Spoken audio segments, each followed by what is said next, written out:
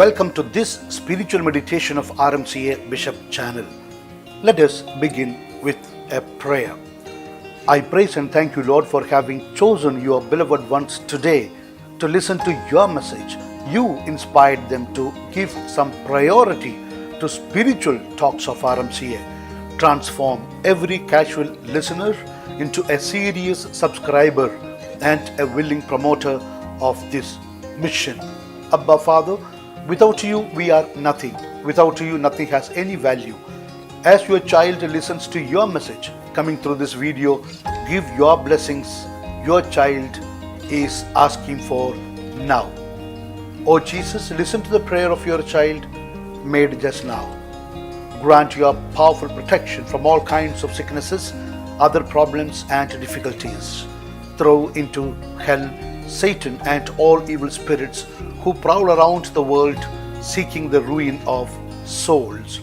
O Holy Spirit, rebuild in your child the virtue of living in the gifts and fruits of the Holy Spirit. We ask this through Christ our Lord. Amen. My dear brother, sister, Einstein was once traveling from Princeton on a train when the conductor came to the compartment punching the tickets of every passenger. When he came to Einstein searched in his shirt pocket. He could not find his ticket, so he searched in his trouser pockets.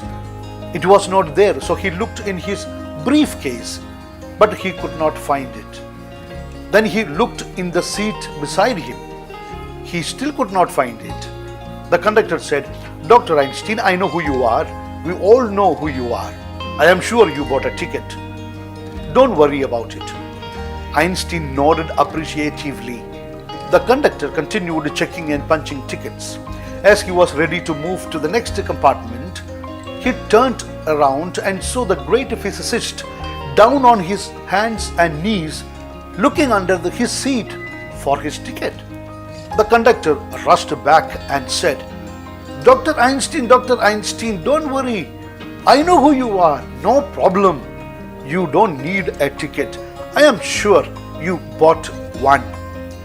Einstein looked at him and said, "Young man, I too know who I am. What I don't know is where I am going. To know that, I need my ticket bought by my wife." All had a hearty laugh. This is the point of our reflection today. I know I am, but what I don't know is where I am going. Today we are living in a world where all are busy examining where others are going, meaning whether others are doing the right thing or not. Social media is full of trial of everybody like the last judgment. Arguments and counter-arguments are thrown all around. All claim to be righteous except the other. Everybody is pronouncing judgments on the other. Ultimately, what everyone is trying to say is, I am right and all others are wrong. This is not going to make the world a better place to live or help anybody to live well. RMCA ministry is only aiming at renewing ourselves and not reforming others. In the judgment after our death, we are not going to be called upon to give account of others' life, but rather we will have to give account of our own life. God may not even ask for any explanation for our thoughts, words and actions. The aim of our life on this earth is eternal life. We know that. We have no other goal. Often in the hustle and bustle of the world, we might forget where we are going. Our destination may not be always in our sight. That's why Jesus asked in Matthew 16:26, "And what do you benefit if you gain the whole world and lose your own soul? Is anything worth more than your soul?" This must be the question that it should bother us before going to bed every day. This must be the essential part of our daily examination of conscience.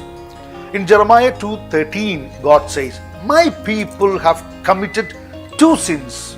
One, they have forsaken me the spring of living water. Second, they have dug their own cisterns, broken cistern that cannot hold water. According to Clark commentary, first they forsook God. God is the fountain of life, light, prosperity, and happiness. It means man who is searching for life, light, prosperity, and happiness is not searching them in the right place. Only God is the source of all these things which a man is searching for. The second error is they dug broken cisterns, meaning they are searching in wrong places. It has become like a blind man searching in the dark room for a black cat that did not exist. It only means wasted energy in futile search. Let us not commit that error, sin, fault, or stupidity. In Jeremiah 17:13 we read, O Lord, the hope of Israel, all who forsake you will be put to shame. Those who turn away on earth will be written down, because they have forsaken the fountain of living water, even the Lord. In Zechariah 14:8-9 we read, And in that day living waters will flow out of Jerusalem, half of them toward the eastern sea and the other half towards the western sea. It will be in summer as well as in winter, and the Lord will be king over all the earth. In that day the Lord will be the only one, and his name the only one. It means there is no substitute for God. Jesus is the only Son of Almighty God. Jesus tells the Samaritan woman in John 4:14, But whoever drinks of the water that I will give him shall never thirst, but the water I will give him will become in him a well of water springing up to eternal life.